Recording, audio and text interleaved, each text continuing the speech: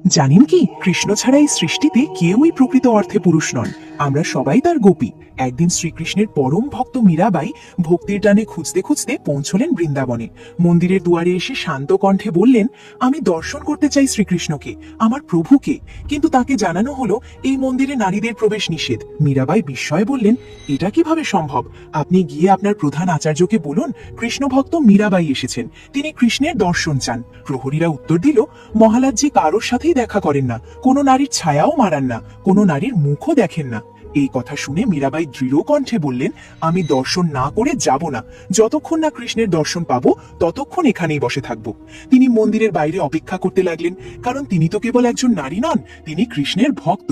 সময় গড়ালো, নিয়ম মাফিক মন্দিরে শুরু হলো পূজা পাঠ। অবশেষে এলো সেই মাহেন্দ্রক্ষণ, ঠাকুরজির দরজা খোলার সময়। আর প্রধান আচার্য দরজা খোলা মাত্রই সমস্ত মন্দির স্তব্ধ হয়ে গেল। দেখা গেল শ্রীকৃষ্ণ আজ পুরুষ বেশে নন, তিনি দাঁড়িয়ে আছেন সম্পূর্ণ গোপী বেশে, নারীর সাজে। প্রধান আচার্য বিস্ময়ে হতবাক। তিনি সমস্ত ভক্তদের ডাকেন এবং বলেন, আজ এই বেশ কে করিয়েছে? কোন নারী মন্দিরে এসেছিল? শ্রীকৃষ্ণ আজ নারীর সাজে দাঁড়িয়ে আছেন, এ কিভাবে সম্ভব?